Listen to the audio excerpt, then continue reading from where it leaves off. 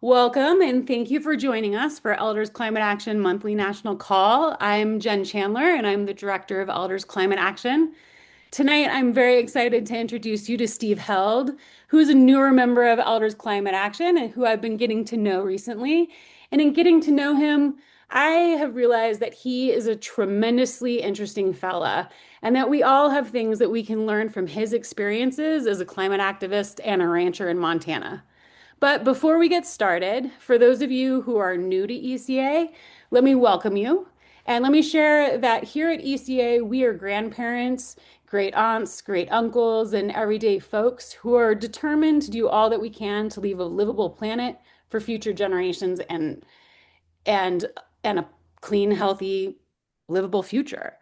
Our programs, our communications, and our chapters are focused on engaging elders and building the cultural and political will needed to solve the climate crisis. And through elder-centered and volunteer-driven work, we are seeking to inform and engage older generations to help advocate for climate solutions at the local, state, and federal levels. We're always looking for more volunteers to join our national leadership committees or to help form chapters. We have teams, including our education and our programming committee that brought you tonight's programming, that are always needing more volunteers. So reach out in the chat or email us at information@eldersclimateaction.org if you'd like to learn more, and we'll make sure that that email address gets in the chat box. Tonight, this is going to be a 1 hour and 15-minute session. We're going to hear from Steve Held, followed by a short Q&A session. So feel free to add any questions that you have for Steve to the Q&A box. To see Steve while he is sharing his screen tonight, you can exit the full screen mode by clicking the view button in the top right corner and selecting side-by-side speaker. This displays the presentation on one side and Steve's video on the other, allowing you to resize the divider and prioritize whichever view. We will follow the national call with a 15-minute action party beginning at 8 p.m. with our partners at Climate Action Now, and we hope that you're going to stay on and take action with us. As I mentioned earlier, Steve Held is a Montana rancher, a businessman, and a freedom-focused conservationist. He is father of Rikki, who is the lead plaintiff in the groundbreaking Held versus Montana youth climate case. And he's from Big Sky Country of Montana.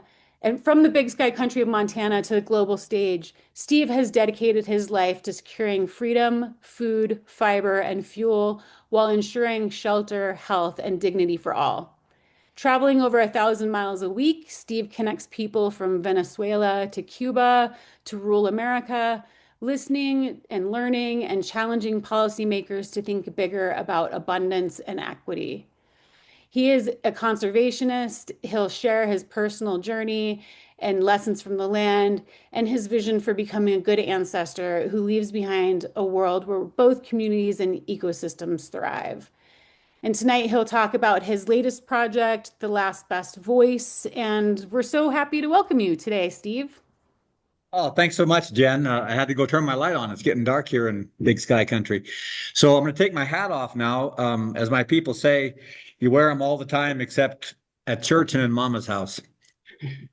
So I really appreciate you, Jen, and Paloma for putting up with me for the last months while we put this thing together. And I see Mark and Leslie here, who I meet on many calls with you guys. The month's theme this month at Elders Climate Action is Benjamin Franklin Resolution. What did you follow through on? And so this will be a reflection of that. I just want to ask people who are out listening, if all of you know how to use your hearts and applause and the other emojis, and if you do, maybe practice those now. And if I ask you to raise your hand, you could raise a hand or give a heart or an applause. If you want to practice that, that'd be great. If you know how that works on your computers, folks, I assume that's possible. So I would like to ask you to join me in dedicating ourselves to making every heartbeat count. Tonight, we're going to explore what it means to become a good ancestor, or some of the ideas behind being a good ancestor. So you've probably all heard the old scientific theory that every 7 years, every cell in our body replaces itself. So we have an opportunity, in theory, and a way to think about it, we have the opportunity to become good ancestors to ourselves. This is a four inch point that my daughter Rikki found in the river right here by our ranch, where they used to hunt bison. The native people did, and the bison would come and plow into the river and trample over each other, and the natives would come and kill them when they were crippled or, dying, and they would have that food for the entire winter. Part of the honor is to honor people who came before you, because there always is someone who came before you. In our ranch, it was the Native Americans, and up in those hills you can see behind, there are caves. They call them Indian caves. Well, they were just caves. They were a hole in the rock, and when it rained, you got in it. It had nothing to do. They just thought they were homes, places to live. Well, we put different ideas on top of those. This is in my backyard. We have to create a wonderful place for wildlife. You have to honor that. We need to honor the animals that came before us, along with the people. Turkeys in the front yard, elk out in front of the house. These two elk were fighting. One of them killed the other one right in front of my house one morning. I got up and they were laying there. I have both sets of horns. I've never shot an elk in the wild, but I got these two with my 3155 John Deere tractor. They were stuck together, and I was able to free the one, and he lived for a while. This is my dad. The next step in becoming good ancestors is respecting and carrying on the traditions that your family, your direct ancestors had. My dad fought in World War II. He freed Dachau from the Nazis. He was one of the soldiers that did that. He came home and eventually, after marrying Mom, became the mayor of our town of 450 people. So Dad did a number of things, a whole bunch of things. He paved the streets in town. It was all mud before that. He built a swimming pool because kids were drowning in ponds out on ranches. He built a rodeo arena and all kinds of things around the community. But one thing he did that's relevant to our work today, he built a sewer lagoon. He was responsible and behind the movement to build a sewer lagoon. Prior to that, this is in the 70s, not that long ago. Most of us, all of us were alive then, I would assume. Prior to that, we used to pour raw sewage into the rivers. Everybody did that. Today, you wouldn't think of doing something like that. That would be awful, disgusting. We wouldn't even imagine it. That's what it's going to be like in 30 years when we look back and think, my God, we were pouring this pollution from fossil fuels into the air, into everything that we have. We were breathing that and touching it all the time, the plastics and all the poisons that we got from that. It's going to be as disgusting as pouring sewer into the river water that your neighbor drinks downstream. Mom, Grandma Jean, and my two kids, Rikki and Jaeger, Mom was helping us gather cows, Rikki and Jaeger and I, into her 80s. Here she is in her 80s, and we were moving cows, and she's smiling like she did as a little kid growing up in the Depression. She was born in 1929, and she was that silent generation that got things done. So everybody knows that we work hard on ranches, and we play hard. This is Rikki riding a bucking horse, and this is Rikki hanging on to a bucking horse, and this is Rikki getting off a bucking horse. I've had probably 1,000 horses in my life, and I've thrown my leg over 1,000 of them, and I've gotten off of every one of them one way or another. And at the end of the long day, we're tired, but the day at the ranch doesn't quit at 5. This is Rikki when she was a little kid. We work daylight till dark, 7 days a week, and a lot of times at night during calving and lambing and all the other things you have to do. We had a family motels as well. It's around the clock. We're always on. We're always working, and that's how I see my life now. I'm involved in 30 different nonprofits, and there's never enough. We've done 3 movies on the ranch since we came back home in 2005. This is Rikki in the river with a world champion buckskin mare and a champion reining horse warrior. One of them was Horse People with Alexander Tolstoy for the BBC. A lot of fun, big time people. We did another one called The Last Buffalo for the Smithsonian Institute. This was this month in DC at the Smithsonian. These three Hornaday bison are in front of the National History Museum of the Smithsonian. It was a great honor to be invited back to commemorate those bison. They're going to be there through my grandchildren's life. And we did another one for the National Geographic Disney called Under the Sea. It was a series they had called Under the Sea. Life goes on the ranch 12 months out of the year. So we work in all kinds of weather. This is a beautiful day in Montana, big sky country. You can see why. The hard work we do and the tragedies we have. This is that same world champion buckskin mare. She was shot to death on our place. This is the kinds of tragedies we have to live with every day on the ranch. We're dealing with death and tragedies and difficulties all the time, every day. It's too much for a lot of people because it's not a movie book. That's a kind of a joke the kids and I have about movie book people who have this fantasy view of what it is to live on a ranch. It's damned hard. And so we take action by standing up for what is right. There were several things I taught the kids when they were young. One was, if you want something, you have to ask for it. And if somebody gives you an opportunity, raise your hand. And that's what she did here. The third step of that is find a tool when something is broken. And so Rikki, through these attorneys, filed the lawsuit, Held v. Montana, and beat the state. The first time ever in the history of the world where kids came together in a constitutional lawsuit and won. And I went to the Supreme Court and we won, even in Montana. You might not imagine that. And I have a dream. I'm going to make this state a sustainable state. We're going to be the first sustainable state by getting the first sustainable city. And I'm building a competition between Bozeman and Billings and Missoula and smaller towns like Whitefish, where I just was. I was all around the state this week. So ask for what you want. When there's an opportunity, raise your hand. And when there's a problem that needs to be solved, something is broken, find a tool.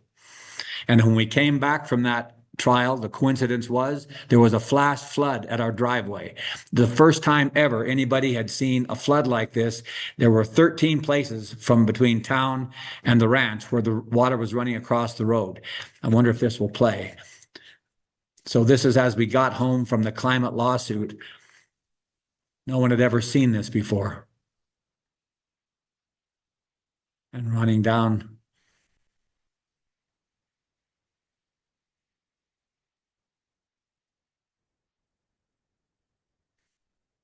Of course, there are worse floods, but this was the one at our house. And there were microbursts that crashed our $1,000,000, $780,000 pivot system, just crashed it to the ground. The pivot makers who've been doing this for years, decades, have never seen a pivot smash like that. It had to be a microburst.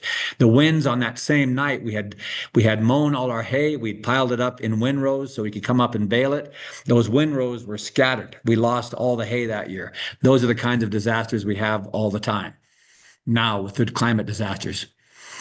Tornadoes.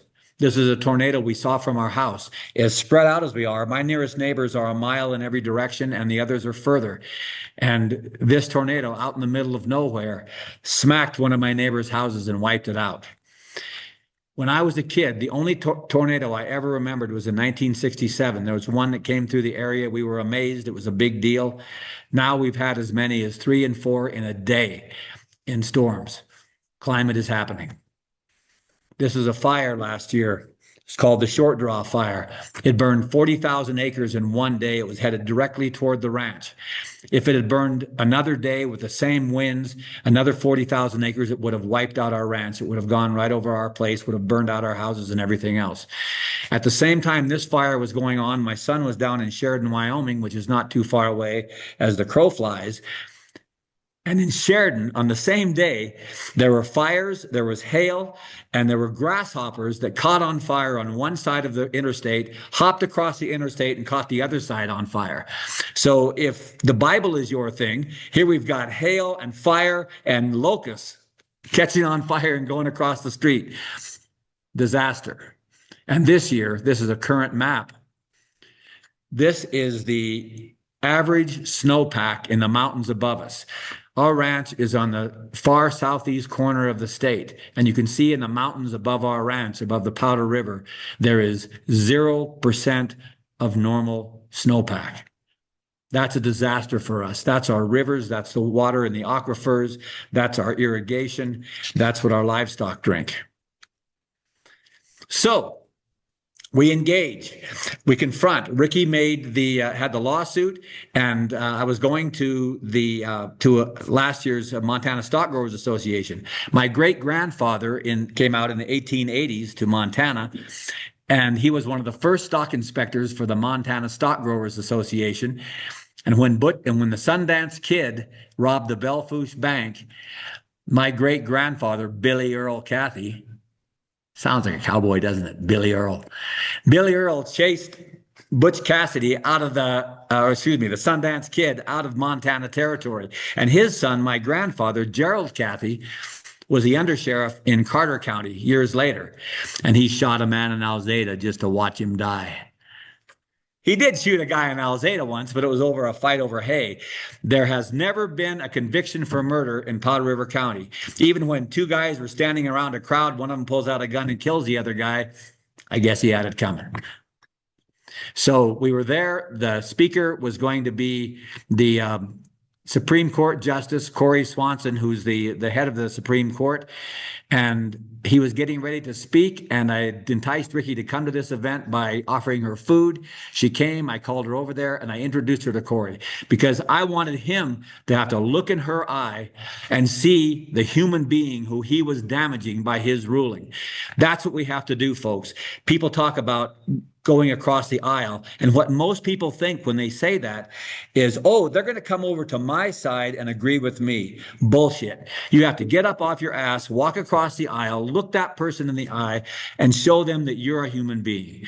And look and see that they're a human being too. And that's how we're going to solve these problems. I talked to everybody. This was in D.C. last summer. Tim Sheehy, a Republican senator. We talked about prescribed burns. We had all kinds of things we could discuss. And here we are, arm in arm. And another gal who was just amazing. I stepped into an elevator. She and I stepped in at the same time. We were the only people in there with the staffer. And I didn't even look at her. I didn't want to push her off. And I said, my daughter is Rikki Held of the Held v. Montana Youth Climate Lawsuit. And she lit up. And I said, yeah, we love you in Montana. She was just in a rally in Missoula. I said, we love you. You're amazing. You're wonderful. And we started talking. We stepped out of the elevator. I said, would it be too much to ask for a photo? And she just came over and threw her arms around me. And people, it was like being in the arms of mother. She was so loving and warm. And I just thought, this is why people get elected, because she really is a wonderful soul. She's a wonderful, lovely human being. So it was a great experience I had. That was with CCL, Citizens Climate Lobby, when I was back there. And I went and saw Ryan Zinke as well. There's a lower left there. He posted a picture of he and I. And some of my Montana contingent, they thought I was too hard on the poor representative. I mean, I was just talking to him about clean energy tax credits. I didn't think it was that big a deal, but I guess I pushed my point too hard. They got nervous. I mean, I told him he's a Navy SEAL. He outweighs me by 50 pounds and 10 years younger. I think he's going to be okay. You don't have to worry too much about the guy. But I had a conversation with Steve Daines. You can see him in the picture on the left. He's Senator Steve Daines. Both of those guys just quit. They just dropped out of the race at the last minute, tried to put in their successor, and they're probably going to go off and be the president of Puerto Rico and the governor of Venezuela. Just watch what they do now. They went off and pulled that remark, but I was up this far from Steve Daines' face, and we were looking at each other like a couple of gunslingers ready for a fight. I said, I want to talk to you about clean energy tax credits. And he said, the cheapest electrons we can buy are from solar. They're the cheapest, they're the fastest to put in, and they have the least negative consequences. Not a muscle moved in his face. His eyes squinted. He didn't blink. He's a lizard. So I said, then why are you getting rid of them? He said, well, we're not getting rid of them. We're just phasing them out through 2028. Bullshit. So Rikki went to the Peace Corps. She just got back from 2 years in the Peace Corps in Kenya. I think there might be a Kenyan on this call after all. Someone I actually met at Elder Climate Action, and I went and visited Rikki. So while she was in the Peace Corps, one of her projects was to get, because she was teaching school in a village that had students that lived in house, and they had to get up at 4 o'clock in the morning to study, and they had to study late at night. And in the compound where Rikki was living, they had been 6 weeks without electricity, and Rikki got solar panels on that school. So Rikki went 6 weeks without power, but those kids had power. They had lights so they could study 4 o'clock in the morning and get up. That's the kind of discipline they have. The check was written for those solar panels in January 2025 by USAID. A month later, USAID was gone. At the same time, Rikki was putting up solar panels on the school there. Her dad, on the opposite side of the earth, was putting up a 25K solar array right outside the door here. In June, when we're getting full sun, I can only use 15% of the power that it produces. The rest of it goes down the line. I only get credit for 10K, even though it's a 20K system. I only get a half a cent back for the extra energy. That's wrong. They have to pay 6-8 cents a kilowatt for their energy that they buy. We need to be paid fairly for the energy we produce. We all can be producers. If there were solar panels the size of Lake Erie is pretty big.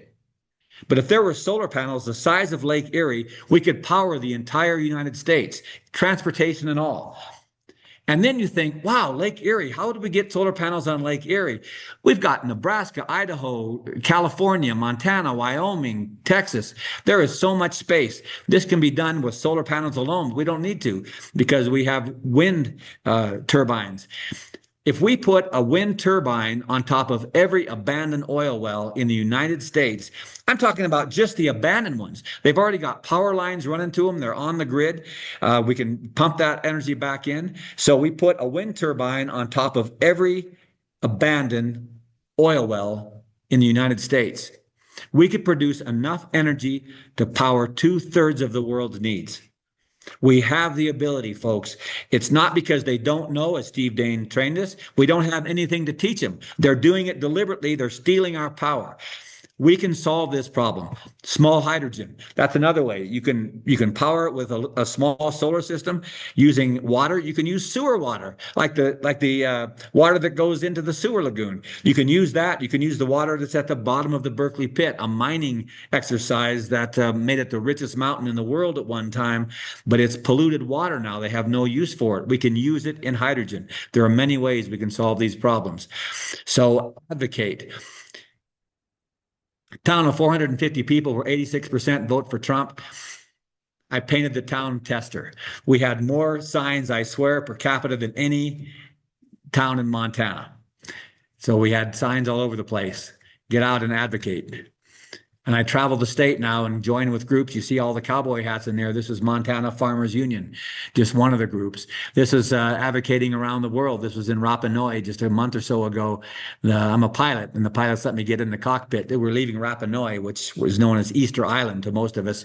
I was there, the Galapagos, learned some great things, great ways to preserve animals. We're losing our genetics of our wildlife because we're shooting them all out. Everybody thinks that they should buy a hunting license and get a huge monster buck. It just doesn't happen that way. It's bad conservation practices, bad use of our resources. The Galapagos teaches us better than that. Peru, where they have 3,000 varieties of corn, and they nurture all those varieties. They don't just have one like the monoculture we have here in most of the United States. They grow many different grains and seeds, and they've been doing it for thousands of years. In Brazil, the fishing in the rainforest. That was just my trip this winter. This is a wonderful lady named Dorothy Bradley. She ran for governor in Montana back in the 90s, and just one of our big supporters, another big group, the Montana Outdoor Hall of Fame. And this is at the Stock Growers Association. Again, another event that they had. Just keep going to these places, even though most of the people there wouldn't agree with me on most things. But actually, they do when we get to talking. I start talking to these guys who are Republicans, conservatives. I ran for the U.S. House 2 years ago as a Democrat in Montana, where 86% of the population of my community voted for Republicans. And I sit down and I start talking to these people, and they say, well, you ought to be a Republican. You have all the right ideas. Like, no, we agree. They're the same ideas. We want the same things. We just have to sit down and talk to people so they understand that. Advocating for people around the state. This was in Helena, Montana. The woman there is the head of Billings Indivisible. This was the 70th anniversary of Social Security. We went around the state and jumped onto that tour and supported the Social Security that we need to, and it would be easy to solve that problem. We all know that. We just tax everybody at the same rate all the way up. There's plenty of money to support that for the rest of our lives. And this was last week at the zoo. And I shared my cowboy hats with these little kids and other people, and we had a chance to talk at the universities. This is all in the last couple of weeks, 2,000 miles around the state, up at the Blackfeet Indian Reservation. These young kids, and I was sharing rocks with them. Blackfeet Nation. They brought a lot of kids there to talk about climate with about 50 different tables. And this is another way to honor our past. This man is quite a cowboy. He's a cartoonist and a cowboy, and he was the sheriff. He's done many big things. Again, a conservative organization, the Montana Cowboy Hall of Fame. I've been a trustee with them for about 18 years. And this was a battlefield that's close to our ranch. We just celebrated the 150th anniversary. I told you we had to go fast because I could do an hour on each one of these pictures. I could spend an hour talking to you about the history of each picture. So we're running through these quickly. Every March 17th before school, I had to drive my son this big 80-mile loop around to go to the Reynolds battlefield. That's what he loves. The Reynolds battlefield happened on March 17th, 1876. The next one that happened, it was the first battle of the Great Sioux War. The next battle was in Rosebud, and the third battle of the Great Sioux War was one where, hey, a Michigander, anybody from Michigan on this call? A Michigander decided to retire in Montana. He loved Montana so much, as many of the people in the East do, that he came out to Montana and he spent the rest of his life here. It was at the Battle of Little Bighorn called Greasy Grass. George Armstrong Custer came out here, and I just learned the most amazing thing, but of course it's true. The Powder River was called the last great hunting ground of the Native American. And the reason that is the ground that I'm on now, that we live on, was in the Treaty of 1868, where the Sioux and the Cheyenne lived. And the Crow were further west of us, over where the Little Bighorn is. And we discovered gold in the Black Hills. So, of course, in 1873, we canceled part of the treaty, and we took that land back. We took this land back where I live right now. And the Crow, we always think, oh, the Crow Scouts were on our side and they led us where we wanted to go to fight these other Indians. No, the Cheyenne and the Sioux had crossed on to Crow hunting grounds, and the Crow were trying to get rid of them, and they tricked us into going in with our federal troops and fighting their enemy, and we got wiped out. They were smarter than we were. They got played. You know, it'd be really weird if we could see a modern example of some place in the world where there was a Strait of Hormuz. I mean, some place in the world where we were getting played by other people fighting other wars that weren't about us in Gaza or anyway. There are lots of examples, but you see this going on over and over again. We always think we're the smartest people. And when you go to places like Peru, Ecuador, Chile, you find out we're not. This was my son. Oh, gosh. Standing on that mount in those days. And this was at the Little Bighorn in part of that reenactment to honor our forefathers and forefathers of other people who were our enemies at the time, declared enemies, and our friends. And this was this winter. Don, picture small. We had this event at the ranch with Carrie Krause. She's a musician. She played violin. There's a harpsichordist there. He came all the way from Spain to be here at the ranch. We had people from all over Montana coming from 700 miles away and from all different directions in Montana, up from Colorado. People came from hundreds and hundreds of miles away to come to this event. There were 3 authors at the ranch talking about organic food. There were 3 people here who could have a claim to being the first organic farmer in Montana. One was Bob Quinn. He wrote a book called Grain by Grain. He's a Republican, Bob Quinn. He's one of the first organic farmers here, regenerative farmers, and he's been educating the White House and RFK Jr. on regenerative farming. He says they didn't listen, but he tried, and a couple other folks. So we're going to have another one on February 27th, 2027, the last Saturday of February next year, because people love this so much. We're going to do it again. So that's just something that you might think about coming to just for the fun of it.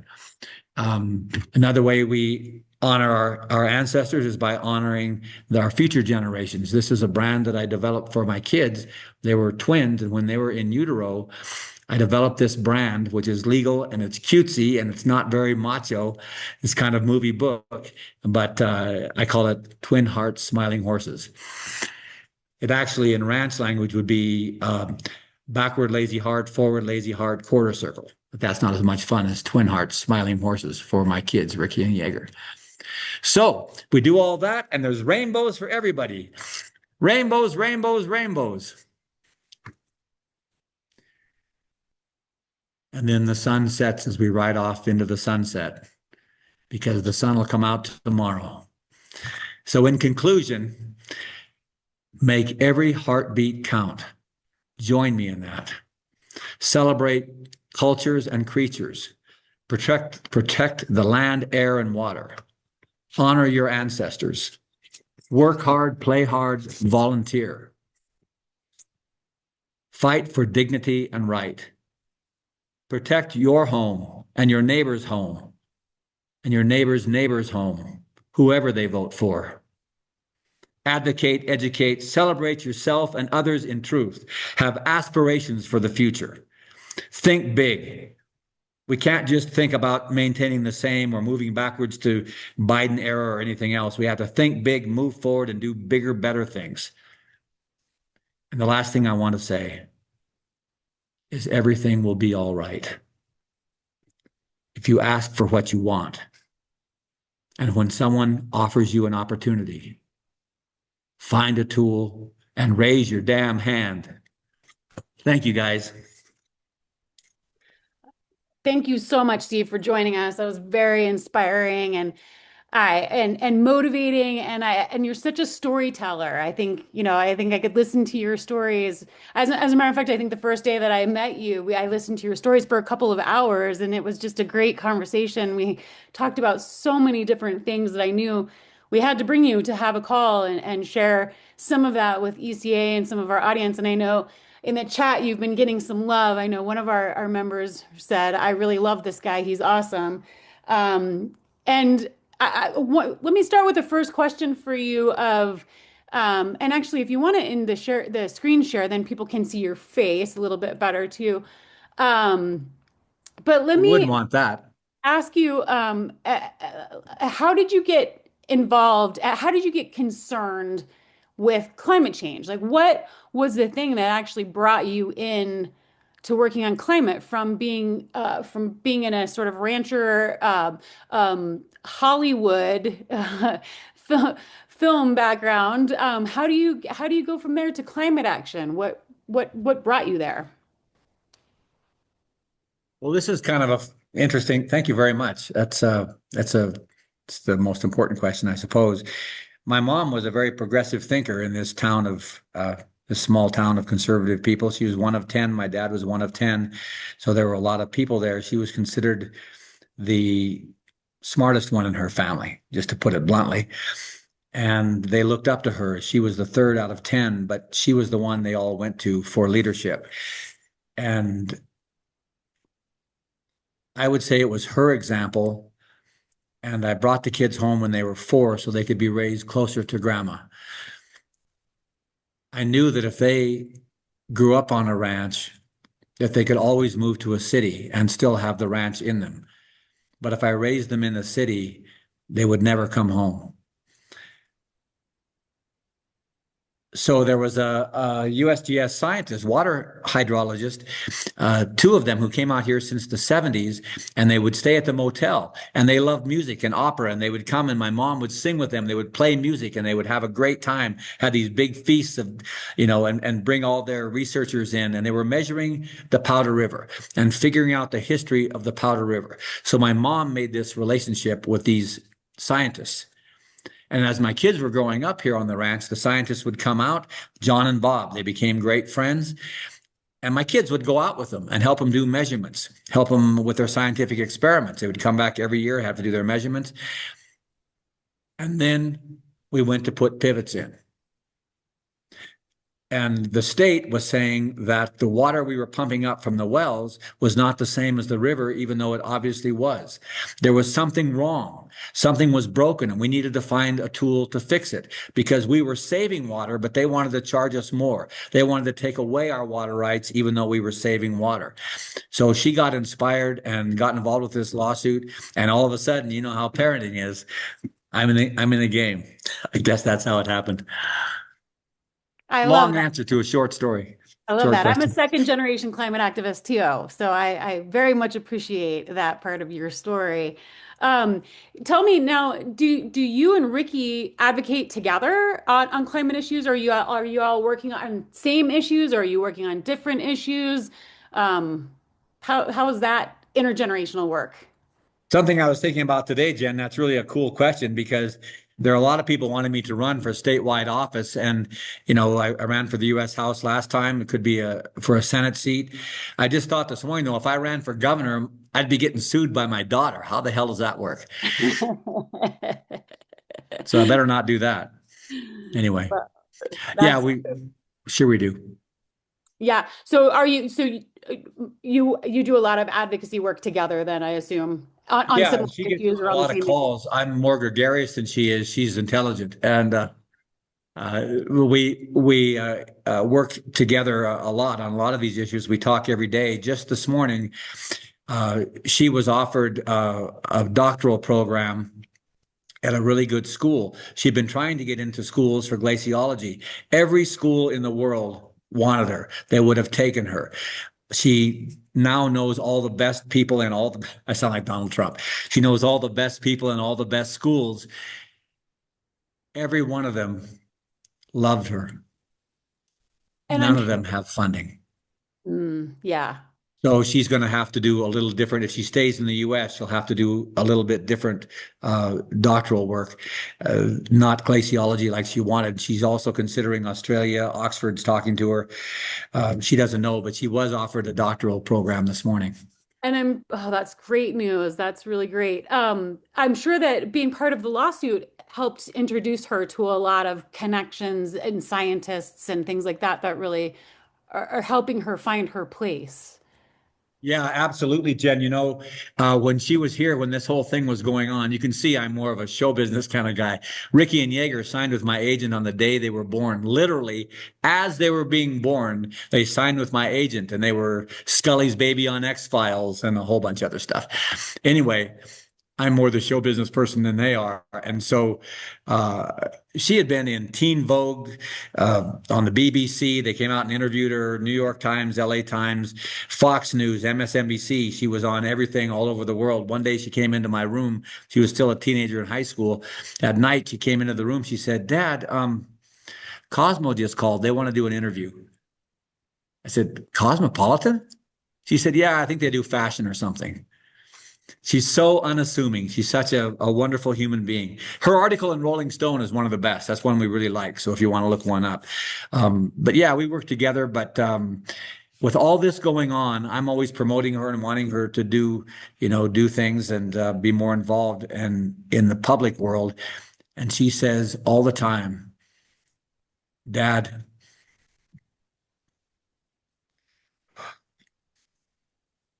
it's not about me. Hmm. Yeah, she knows. She knows it's for everybody. It's for the whole world. It's for the planet and all the animals and all the people who live here, not just the entitled few who get to do this kind of work. That's such an awesome perspective for such a young person. And I think we can all agree with that perspective. That's why we're all here tonight and why we show up and do this work together.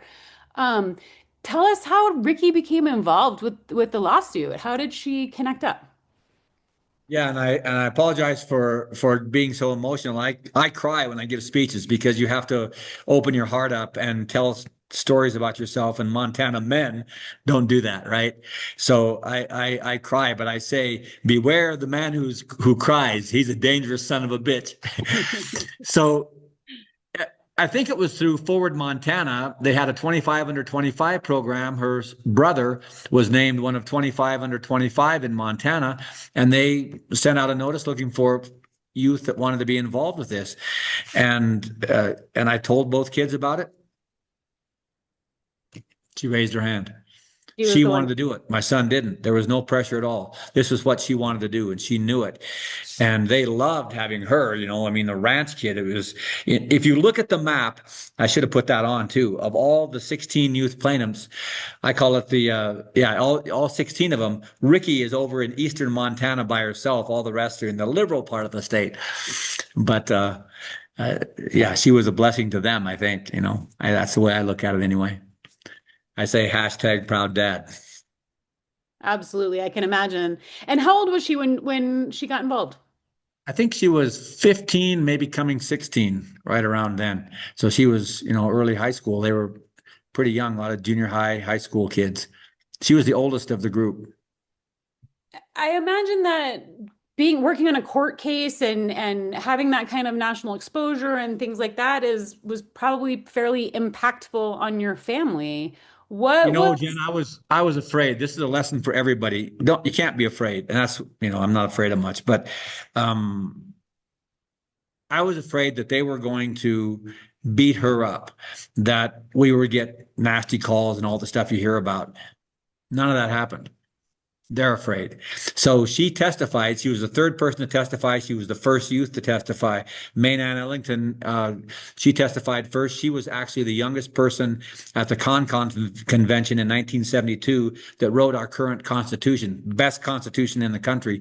If you ever want to look at it, it provides that the government and all people shall provide for a clean and healthful environment. It says that in our Constitution.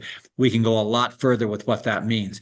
And so Wayne and Ellington, and then they had one of their expert witnesses, Rikki got up. She was the first youth to testify on the first morning. And as a dad, I was scared to death. I knew that they would use whatever, my ranching practices, my life. They would beat her up with me. They would use me as a cudgel to beat my own child. I was really worried about it. She got up there and those dumbasses came after her. They started attacking her and accusing her and da da da. And she just looked at them. She clenched her jaw. She kept answering the questions. The tears would roll down her face and she never broke. She kept answering their questions. She talked through the tears. And when she got done, she got up and started coming out of the court area there. And I jumped up and I went up and said, "Rikki, honey, are you okay?" She said, "Yeah, Dad, they got nothing."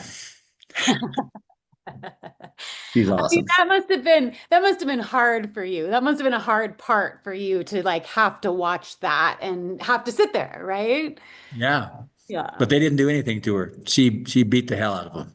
Good. And I mean, I bet that was also one of the most rewarding parts at the same time as being one of the hardest parts is to see her standing in her power and standing up in that way. That's such an incredible, you bring tears to my eyes. I also am a person who gets teary-eyed very easily, so I'm very You're a inspired. dangerous son of a bitch. Watch out. I'm very inspired by that. I'll take that. Um, let me jump to a couple of questions from our audience. What interpersonal skills, gestures, words, examples, what do you bring to the conversations that enable you to persuade people empowered that climate advocacy is crucial? Well, for gestures, I hope we don't have to use the last act of defiance. I think we all remember that. But So much of it is just showing that we're not afraid. And even when we only have 14% of the population, maybe in our area on our side, you keep going out there, you keep talking to people. You don't let yourself be abused. And, we don't attack people either. We have respectful conversations with people, but let them see you're a human being. And usually I just point things out. I don't try to win anybody over. You're not going to do that. If we want to make it this conversation slightly political, with the current president, the people who support him so much, folks, they're in love. You can't. Have you ever tried to talk somebody out of being in love with someone who you thought was doing them harm? It's a waste of time. Yeah, I don't waste my time with that. I just say things like, wow, it's 80 degrees in February. That's wild. Or, boy, sure are a lot of fires. I've never seen fires this early. Or, man, our pivots got smashed down by a wind burst. We sure have a lot of tornadoes now. Gosh, all these fires now. 200,000 acres across the river last year. That was weird. 40,000 right down here. I don't ever remember fires this bad. That's kind of weird, isn't it? A lot of dead cows there in that big fire, stuff like that. I talk about the real things. When I'm in the grocery store, if I see someone, especially if they look like they might be conservative and maybe not, wouldn't maybe agree with me on climate issues, and they're standing there. I did this once. There was a woman standing in front of the egg aisle, and she was looking concerned. And I kind of said, "Yeah, boy, eggs are expensive, aren't they?" That was recently, after the big egg controversy last go around. It's just trying to let people voice things that are true and real. I hope that answered the question. I don't know. I think it's a great response to the question. And I, do you talk to many other have you I guess let me rephrase let me start that question over. Do you feel like you have brought anybody over to your side on climate who maybe was more sort of Republican or sort of rural agricultural leaning that maybe had never considered climate, but after a conversation with you, do you think you moved anybody in any way in some of your conversations? And if so, what strategies to move them did you use besides connecting to sort of that? I mean, I guess there's always the connecting to the things that people are most concerned about. But then how do you go beyond that? How do you take them to then sort of the next spot after that? I'll give you a trickle down answer. We all remember trickle down economics, so this is a trickle down climate answer. So this time in the Lighthizer case, which Rikki is also involved with, we were in court in Missoula last fall, and some of the young DOJ attorneys, I was talking to them because I do that. I just, go over and talk to people that I guess I'm not supposed to. I don't know, but I kind of don't mind those rules a lot of times. And I went over and these guys were young. I mean, to me, they looked like kids. They looked like they were 30 years old. They were probably 45 or something, but they looked young. And in court, Trump's DOJ, current members of the DOJ who were fighting this case in court use the word climate change. They use the term climate change. And so I was talking to this young attorney who had done that, and he was saying, yeah, these kids are doing a great job. Keep up the good work. So that's kind of the trickle down because people see it all over and they need an excuse to come over. They need to feel they're all right, that we're not being critical of them for their passions and what they've been told. And I was in Hollywood for years. I did a couple Super Bowl commercials, among other things, but had a lot of fun things. But I know from working in advertising like that, that anybody who thinks they're not influenced by propaganda is a fool.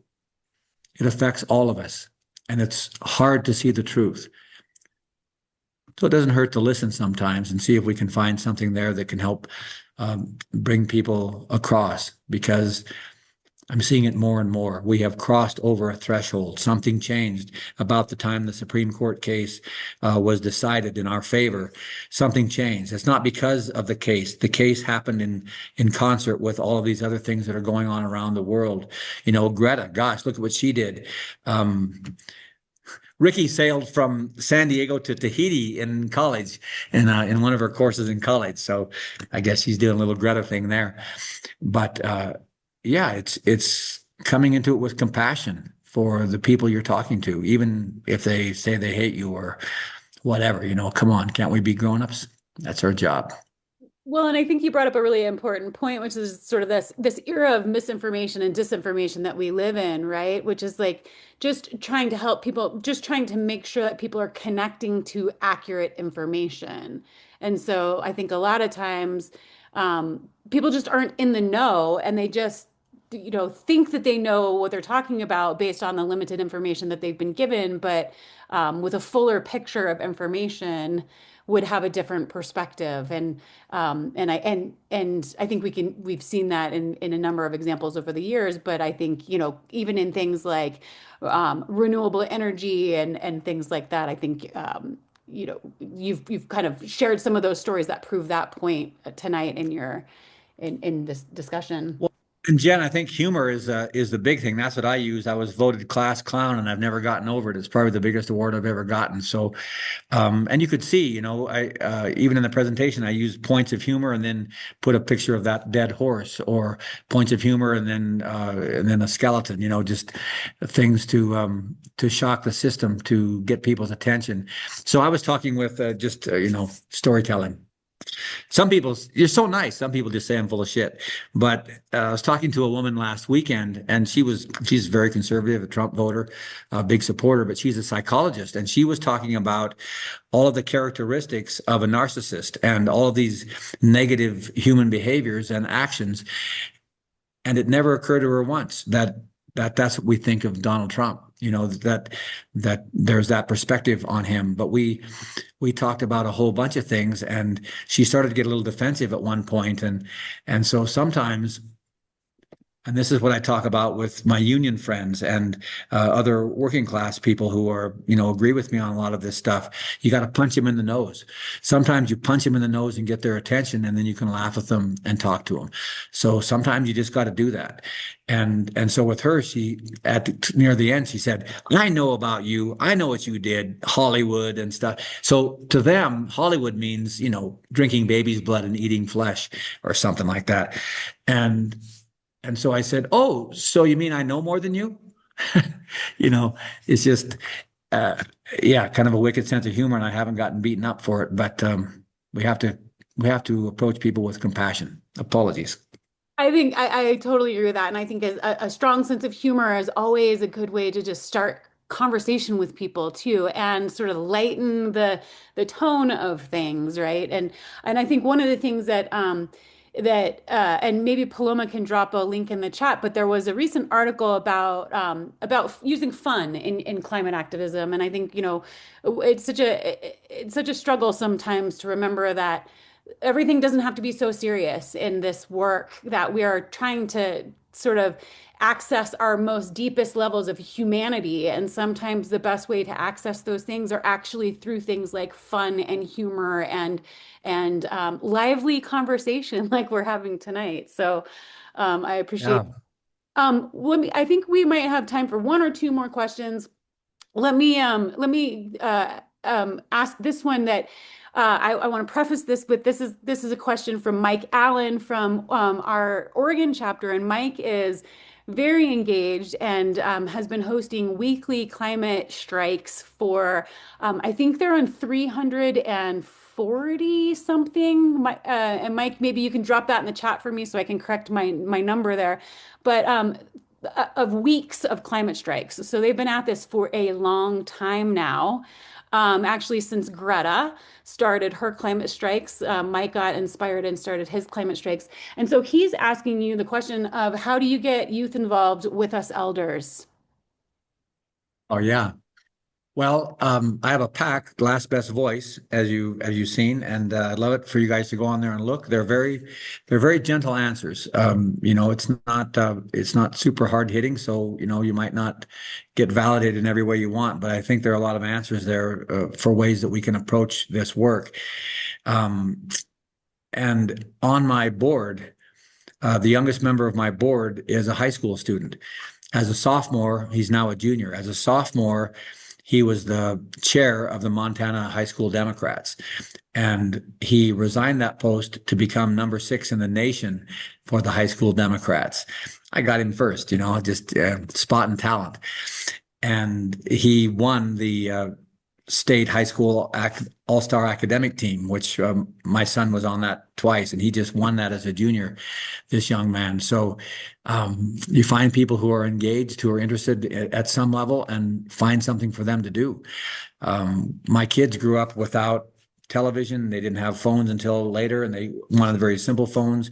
I don't think you'll find either of them on any social media except my son doing history things on Facebook, and he's pretty particular about that. So they just never engaged in that. They always were outside doing work. So I guess you find things that they're interested in. I'll end up with this note. I discovered, believed, and found to be true that raising kids is easy. All you have to do is listen to what they're interested in and support the things that they want to do. And they raise themselves if you have an honest interest in what they want to do. And that's really all I've done. I've followed my kids. So I guess So we could translate that towards also following the young people in our communities. So what are the young people in our communities most concerned with? What are the young people in our communities most interested in? What and showing up for them? How can we and sort of ensuring that they always know that we're present and that we're there in support and in amplification of their message, I think is a strong message to send out of this conversation. you are so cool. So are you. And I just want to sort of two things I want to address. One, I wanted to double or correct myself that Mike Allen has done 345 climate strikes. Those are weekly climate strikes every Friday. Wow. And Lori's asking, what is a climate strike? And Lori, essentially, Mike and a group of other folks, but it started off with Mike and his wife in a very small group, started showing up every week Wow. outside their city council or city hall with climate signs and spending an hour I think it's every Saturday, and I could be wrong there, but once a week outside their city hall in Florence, Oregon, with their signs. And they have asked people to sign petitions. They join city council meetings. They do a number of other things. But the one thing they do with consistency is show up outside city council and or city hall. And over time, they've amassed a group of people who show up every week, and they get a lot of new visitors, and they get a lot of intergenerational visitors, and drop-in visitors, and things like that, who will come and hold signs Wow. for a short amount of time. So it's just a way of really showing up, being present, and being visible in your community. And any of us can do that. Any of us can make a sign and pick a spot in our communities and go start standing there and start conversations about this with people in our communities. So I think that's a really important takeaway.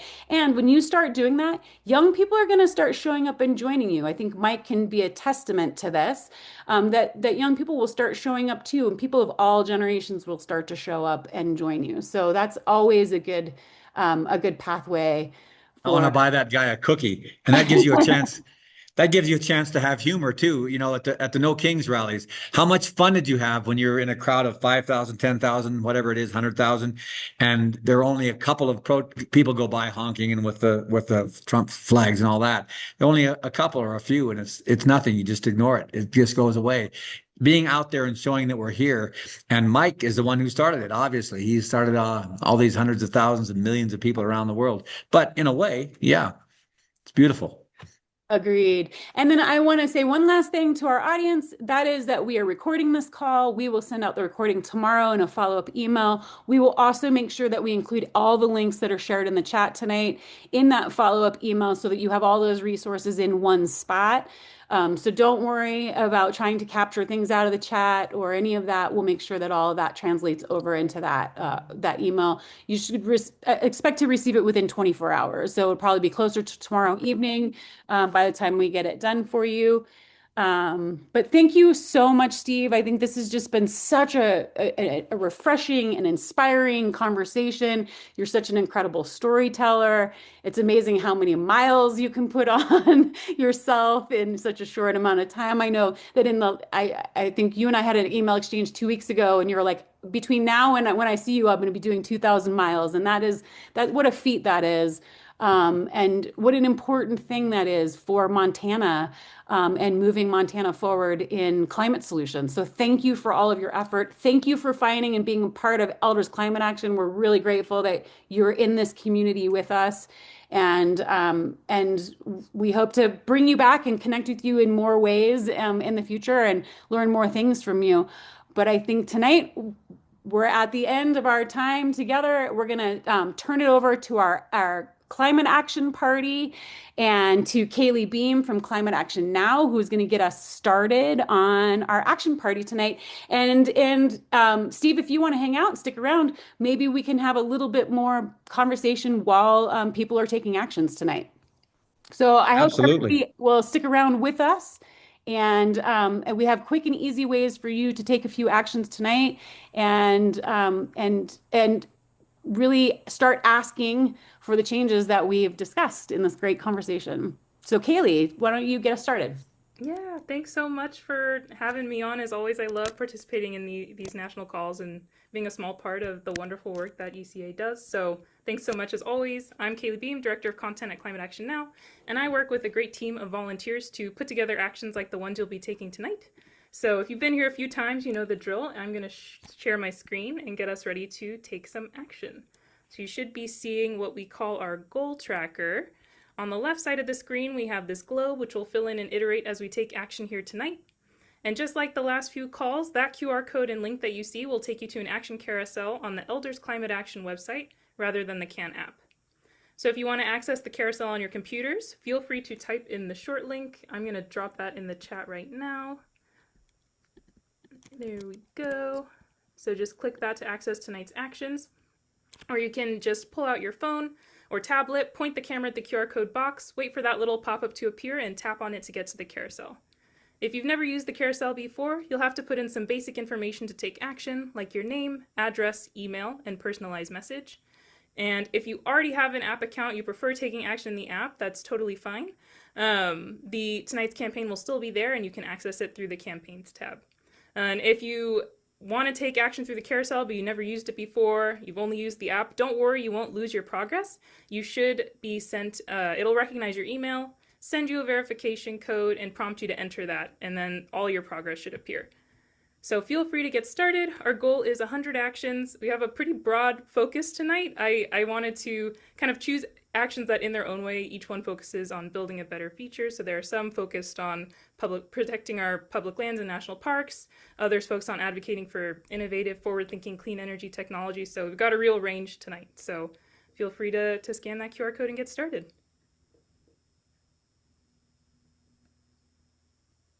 Haley, when did the action start? Because I had taken some and I didn't see the counter moving. Oh, that's strange. No, it should be logging it. Okay, even while you were talking? Even while I was talking. So we'll Okay. monitor it, but Yeah, I just took a couple too, and I didn't see it change either. So just a heads up there. Apparently, okay. we've gotten our 100 already then. We've got a couple coming in, but Okay, they're trickling in. We maybe Maybe there's there's a a little delay. bit of a maybe, delay. We'll yeah, monitor it over the 15 minutes. I'm still trying to figure out because we sometimes include multiple campaigns for these action parties. I'm still trying to figure out the best way to track all the actions everybody is taking. So bear with me between these sessions. Sorry if it's not perfect, but I think we'll still get to those 100 actions, no problem. no problem. I see it. I see it now moving. So I Okay. think maybe it might have just been a little bit of a delay. Okay, great.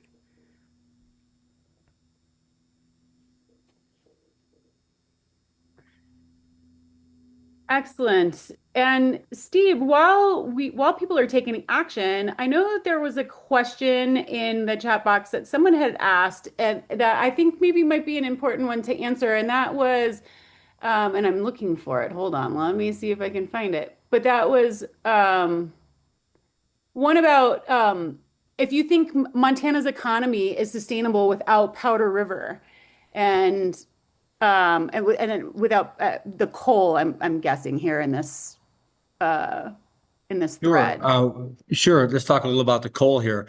So, our ranch sits on top, not just our ranch, but we are one piece of property on top of the largest coal reserve in the United States. It's massive. And we are essentially downwind, being straight east of the coal strip, coal-fired power plants, which are the dirtiest in the country. And we are downstream from the Gillette mines, which are south of us. And there have been days in my town of 450 people in the Big Sky country, where we're supposed to have clean air and clean skies. There have been days when we have recorded the worst air in the nation, and you don't even notice it. So that does impact us a lot. But the reality is, those are all shutting down. Those coal mines were shutting down, and we've been transitioning so fast to solar, wind, and there are ultra conservative right wing ranchers who have put massive solar arrays on their places because it makes financial sense. So, no, the money's going to win it. When you're producing energy at 20 cents on the dollar, people are going to go to that. That's what's going to win people over. And they're not going to do it because of climate. They're not going to say that, but they do the right thing in the end very often. So I think that's what's going to save us. Our economy right here in the Powder River County is not going to be affected by that much. But if they would put in solar and wind on more places, if in making that, Lake Erie size solar panels, if we put them on every ranch, every farm and ranch, every bricks and mortar business, every house, every person would be able to have a zero bill on their energy bill and send energy down the line. So we would be producing energy. We would all make money on that directly. And by putting in some of those community solar arrays, like was talked about earlier, we could actually be making a bigger tax revenue as well. A lot of counties around Montana have, brought in millions of dollars a year, these relatively poor counties. So it's a real incentive to do it. What about agrivoltaic adoption? Are you seeing much agrivoltaics developing in Montana? Is Montana friendly at all to agrivoltaic development? Are ranchers curious about it? Kind of. You probably can't see way out my window there, but my Mm. panels are out there. And I said when they went to put them in, I said, I want them 8 feet off the ground because I want to take a picture next summer of a cow grazing underneath it on green grass when everything around it is brown from the overheating.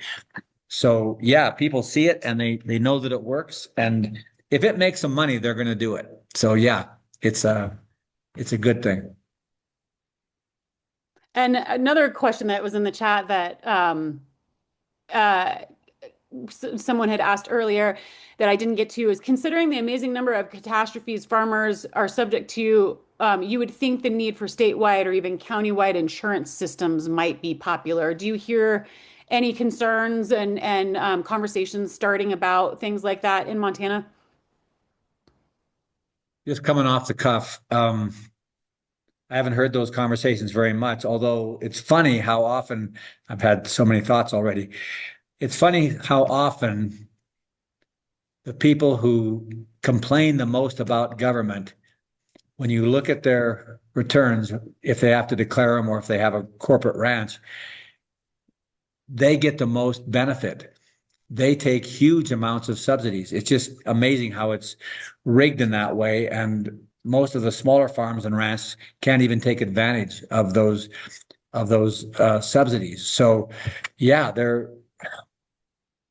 I might have lost track of the question, but they are becoming aware. I'm sorry. Could you repeat part of the question? Well, I don't think there was an actual question there, but more of just sort of um, the comment was considering the amazing number of catastrophes are that farmers are subject to, you'd think that there's a need for a statewide or even countywide Oh, insurance system that might be yeah. popular.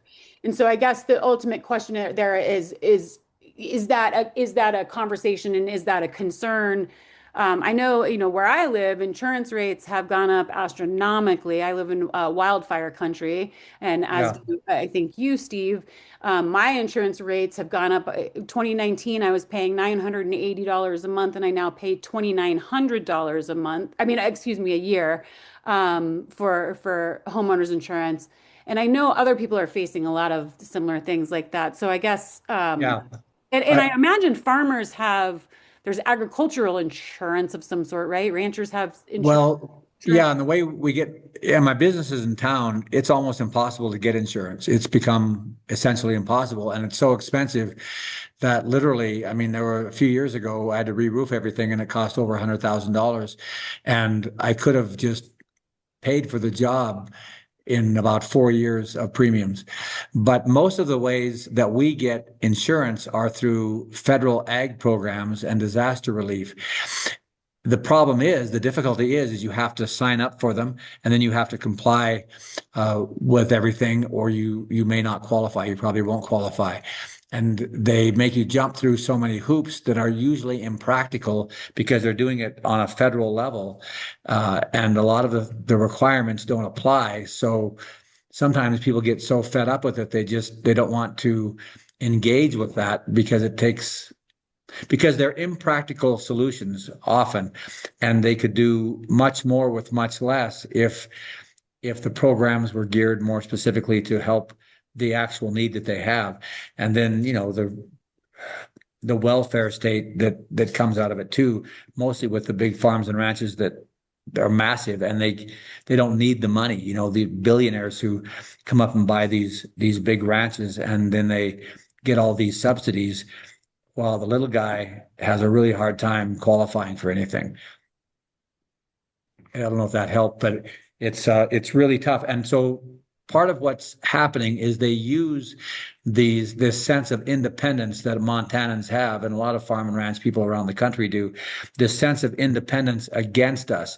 Like, oh, come on, be a man. You don't need to take that. So it's kind of an embarrassment when people get any help. And it's invariably the wealthiest people who get the most help. Odd. Right. Doesn't that sound like that's kind of the story of things lately? I want to take a minute and just, Kaylee, I'm seeing fireworks going off on our goal reached, and I saw that our goal jumped up a ton. So we must have caught up with all of our actions that were happening, and so we jumped all the way up to 582 actions. Yep. My hypothesis is that not all of these actions were taken just now, but they were all taken today because I checked the goal tracker this morning and it was not, Okay. these 583 actions were not there. So whether you were taking action before this call, taking action on this call right now, those actions are all captured. So I think there was a little Okay. bit of a delay that we've caught up on, but safe to say we hit our 100 actions within the action party for sure. That's awesome. Well, great news, and we're always glad when we're always glad when we reach that 100 goal, but we're always glad when we make it over that. So, the link to this action carousel we'll make sure is also in the follow-up email for tomorrow, and so you can keep using this particular carousel of actions, and that will keep adding to tonight's goal numbers. But you can always find the action carousel on the Elders Climate Action website. So anytime you are wanting to take action, you can go to the Elders Climate Action website. You can also access it at any time on your cell phone, by downloading the app. And we'll make sure that you have the link to download the app in the email that goes out tomorrow also. That's a really great way for taking action when you're at the doctor's office in the waiting room, or watching a television show and it's commercials, or if you're on public transit, or any of those moments where you get a couple of minutes and you are looking for something to do with yourself.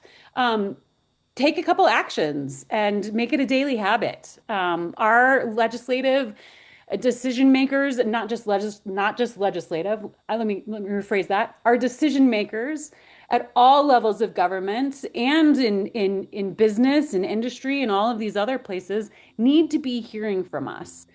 We need to be making our voices heard that climate is a concern and that we want it to be addressed, whether it's from the media, whether it's from the weather person on the nightly news channel, whether it's from our local city council, or whether it's from our senators and representatives in Congress. So we need to be making sure that we're making our voices heard. We'll be sharing tomorrow a couple of additional actions that we really hope you'll take.